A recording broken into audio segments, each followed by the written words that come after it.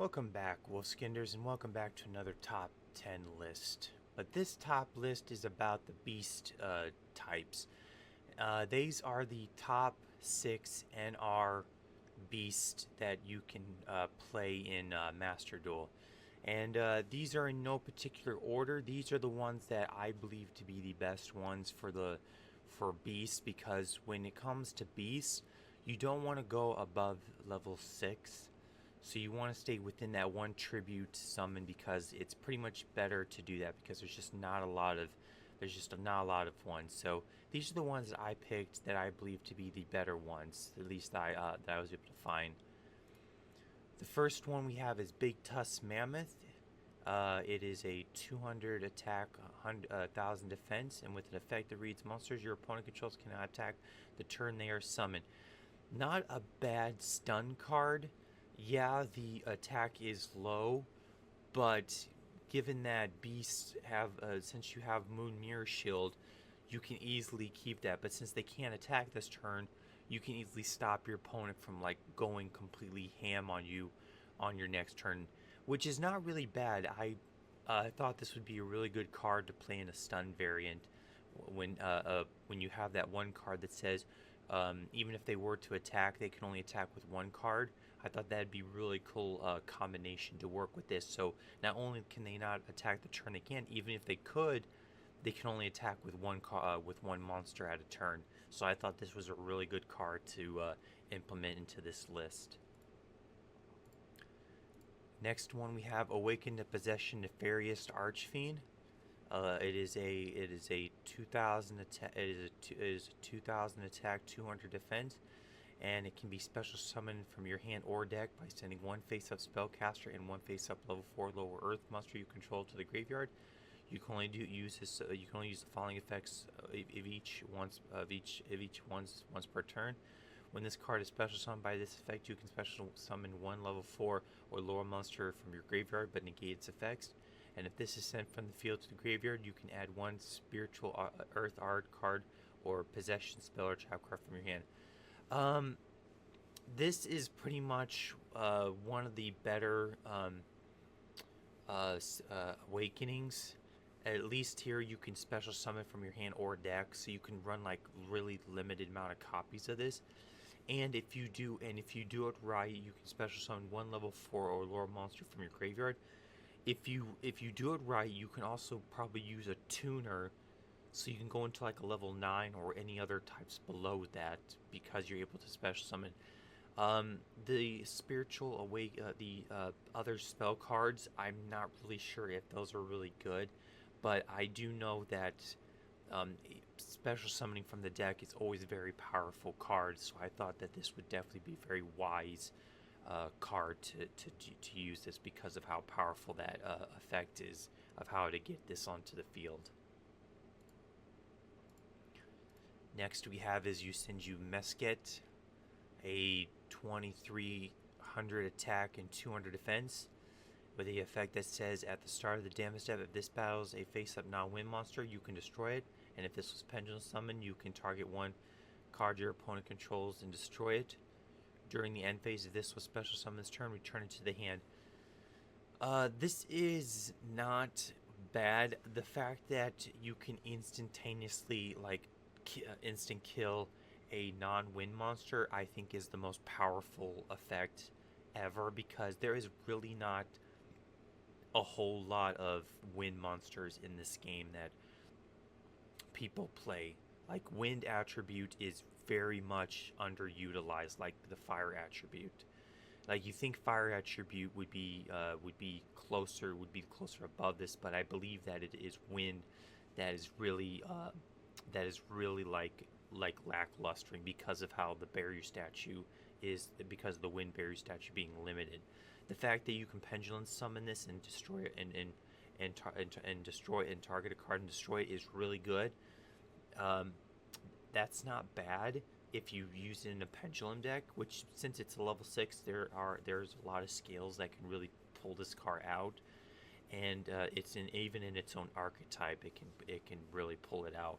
The fact that it returns to the hand, yeah, that is kind of harsh, but the fact that its first effect is really strong because that if you were even if you were able to mitigate that last effect of returning it to the hand, if you special summon it, it's really good because it doesn't matter what battle step it is. Either you fight or something fights it. If it's a non-wind monster, just instantly destroy it. So this is a really powerful card if you keep it on the field. Next we have is another Yusenju Magat, and it is a 2000 attack, 100 defense. And if this is normal summon, you can special summon one Yusenju monster from your deck, except this, and has the same effect as all Yusenjus.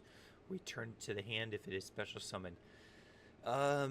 Depending on, I didn't run this in my Yusenju deck at all. Not once. I didn't see it as a very viable card to run, but if there might be, I guess you could use it if you bring out one of the Yusenjus that bounces. I mean, that's really good. That's pretty decently fine. That's probably about the only card I could think that would be really good to combo with this. So like normal summon Maggot, and then normal, and then special, and then summon, and then special summon the one Yusenju. I think it's comma 1 that bounces. That way, because as long as you Yusenju on the deck, you can bounce a card. So that's pretty much a decent good combo that I think you could work with. It's about the only card that you'd probably want to use it with this Yusenju right here. Next we have is White Steed of Fenrir's Knights. It is a 2400 attack, 1800 defense, and if you control a level 2 or lower monster, you can special summon this from your hand in defense position. You can only special summon once per turn this way. When a opponent declares an attack, you can banish this card, then target one card you control, negate the attack, and if you do, destroy the targeted card. You can only use this effect once per turn. This is a really good card in level 2s. I use this steed really heavily in level 2 cards, actually. I really do. I use this very heavily in low level decks because the level 2s and level 1s and 2s are like really good tuners, so you can easily go into a 8 or a 7 depending on what you want. So it's really not that bad. It's really not that bad to get. It's really not that bad to get if you have this in your hand, or if you search it, you know. So this isn't really that bad of a card if you really need it. The other effect is kind of mid. I hardly use it, even though it negates an attack. I mean, it's like it's only negating one attack. That's all. It's not negating the full battle phase. So you're still going to take damage regardless, and the card is eventually going to be destroyed anyway. So unless there's an effect that you can gain from being destroyed and sent to the graveyard, I suggest just leaving it alone in the graveyard and just not really worrying about it. But Steed is really not that bad. Alright, next we have is a Performapal, Gumgumton. And it's both Pendulum Effect and Beast Effect are both the same with a 1900 with a 900 attack and 2400 defense. Pretty much the same attack regardless. It says when an attack is involved in monster you control and a monster controls an opponent monster, you can activate this effect. That monster you control cannot be destroyed by battle. This is pretty much good if you're using like the Sacred Forest, which prevents attacking, which prevents attacks on how's that card go again? I think it's like once per turn you can save your beast monsters from your low beast monsters from getting destroyed by battle. So this is kind of like another copy of it, but this revolves around all your copies of this. This is like this is another copy of it, which is really not bad if you need to have the copies survive. So this is like another one of those Sacred Forest cards. But that is the end of the one tribute beast cards that I wanted to showcase.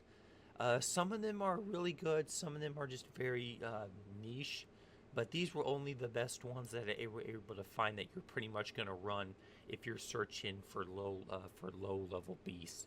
You're pretty much going to run these 6 cards all the time because they're just a lot better than all the other cards because of how utilized they are. So I hope you guys enjoy. I will see you guys next time. You guys take care. Be well, be safe, have fun. Bye, everyone.